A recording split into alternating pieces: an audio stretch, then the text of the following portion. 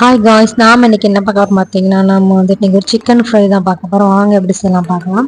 நான் first chicken fry பண்ண 2 spoon வந்து பெருஞ்சீரகம், ஒரு 4-5 பல் பூண்டு, இஞ்சி ஒரு துண்டு எடுத்துருக்கேன். இதெல்லாமே சேர்த்து நல்லா மிக்சியில் அரைச்சிக்கோங்க. வேணால் கருவேப்பிலை கூட ஆட் பண்ணி நீங்கள் அரைச்சிக்கோங்க. அரைச்சதுக்கப்புறம் அதை வந்து நான் சிக்கன் கூட ஆட் பண்ணியிருக்கேன். போன்லெஸ் சிக்கன் எடுத்திருக்கேன், கொஞ்சமாக எடுத்திருக்கேன். அதில் வந்துட்டு கொஞ்சம் அந்த அரைச்சோலே அந்த பேஸ்ட் வந்து நல்லா அரைக்கக்கூடாது, கொஞ்சம் 1-2 அரைச்சா போதும். இப்போ வந்து உங்களுக்கு தேவையான வத்தல் தூள் ஆட் பண்ணிக்கோ, ஒரு 3 ஸ்பூன் ஆட் பண்ணியிருக்கேன். சிக்கன் அளவும் அனுசரித்து நீங்கள் வந்து வத்தல் தூள் ஆட் பண்ணிக்கோங்க. அப்புறம் வந்துட்டு ஒரு ஸ்பூன் வந்து நான் மஞ்சள் தூள் ஆட் பண்ணியிருக்கேன். தேவையான அளவு வந்துட்டு உப்பு ஆட் பண்ணிக்கோங்க. அந்த இஞ்சி பூண்டு பேஸ்ட்டு கூட எக்ஸ்ட்ரா நீங்கள் சேர்த்துக்கோங்க. இது கூட அப்போ அந்த டேஸ்ட் நல்லாயிருக்கும். நான் வந்து ஒரு ஸ்பூன் இஞ்சி பூண்டு பேஸ்ட் ஆட் பண்ணியிருக்கேன். அப்புறம் வந்து தயிர் ஆட் பண்ணியிருக்கேன். தயிர் வந்து கட்டி எதுவுமே இல்லாமல் நல்லா தயிரை வந்து கொஞ்சம் மிக்ஸ் பண்ணி எடுத்துக்கோங்க. இந்த மாதிரி ஒரு மேக்ஸிமம் ஒரு 5-6 ஸ்பூன் தயிர் இருக்கும். இது இல்லாமல் சேர்த்து நல்லா மிக்ஸ் பண்ணிக்கோங்க.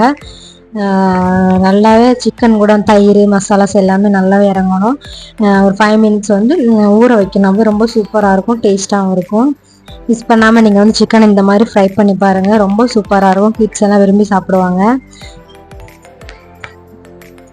நல்லாவே அதாவது லெக் எடுத்துருந்தீங்கன்னா லெக் எல்லாமே வந்து கட் பண்ணிக்கோங்க. அந்த லெக்கில் அந்த ஒரு சின்ன சின்னதாக கிராஸ் கோடு போட்டுக்கிட்டீங்க அப்படின்னா உங்களுக்கு வந்து அந்த மசாலா எல்லாமே வந்து அதில் நல்லா இறங்கிரும். அப்போ வந்து சிக்கன் வந்து பொரிச்சதுக்கப்புறம் டேஸ்ட் ரொம்ப சூப்பராக இருக்கும். இப்போ பார்த்திங்கன்னா ஊறினதுக்கப்புறம் வந்துட்டு ஒரு கடாய் எடுத்துக்கோங்க.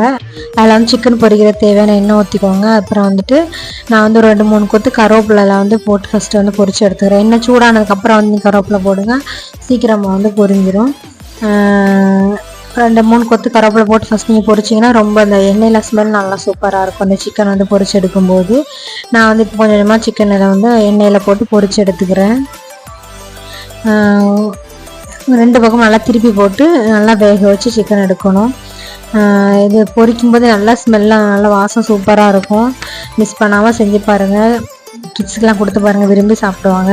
ஆல்ரெடி சிக்கன் நம்மளால கிட்ஸுக்கு ரொம்ப பிடிக்கும். இந்த மாதிரி செஞ்சு பாருங்கள், ரொம்ப சூப்பராக இருக்கும். நல்லாவே பொரிஞ்சிட்ருக்கு. 2 பக்கம் நல்லா திருப்பி போட்டு நீங்கள் வந்து பொரிச்சு எடுத்துக்கோங்க. பார்த்திங்கன்னா நம்மளோட சிக்கன் ரெடி ஆகிட்டு. மிஸ் பண்ணாமல் செஞ்சு பாருங்கள். சப்ஸ்கிரைப் பண்ணுங்கள், ஷேர் பண்ணுங்கள், கமெண்ட் பண்ணுங்கள். தேங்க்யூ.